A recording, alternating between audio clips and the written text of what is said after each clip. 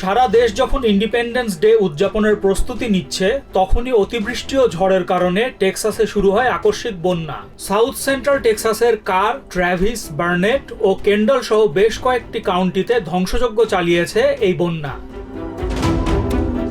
এ প্রাকৃতিক দুর্যোগে ক্ষয়ক্ষতির পরিমাণ সশরীরে খতিয়ে দেখতে শুক্রবার কারভিল শহর ও তার আশপাশের এলাকা ঘুরে দেখেছেন প্রেসিডেন্ট ডোনাল্ড ট্রাম্প। এ সময় তার সাথে ছিলেন ফার্স্ট লেডি মেলানিয়া ট্রাম্প।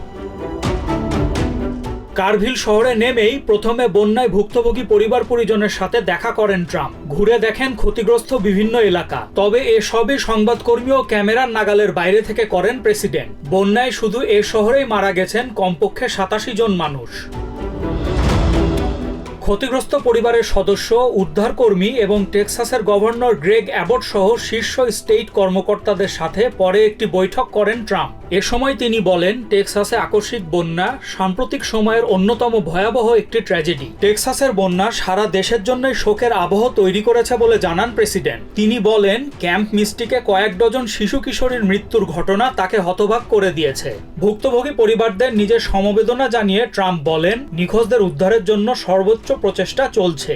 মানুষের জীবন রক্ষা করতে উদ্ধার কার্যে দ্রুত ঝাঁপিয়ে পড়ায় কোস্টগার্ড ও অন্যান্য মাঠকর্মীদের প্রশংসা করেন প্রেসিডেন্ট ট্রাম্প। তিনি বলেন, উদ্ধারকর্মীদের পেশাগত দক্ষতার কারণেই রক্ষা পেয়েছে অগণিত প্রাণ। ট্রাম্পকে স্বাগত জানাতে রাস্তার ধার সহ বিভিন্ন স্থানে অবস্থান নিয়েছিলেন কারভিল শহরের সাধারণ মানুষ। প্রেসিডেন্ট যে এই দুর্যোগের পর তাদেরকে দেখতে চলে এসেছেন তা নিয়ে খুশি তারা। কার কাউন্টির মানুষ চায় বন্যা কবলিত এলাকা আবার গড়ে তুলতে সার্বিক সহায়তা করবে ট্রাম্প প্রশাসন।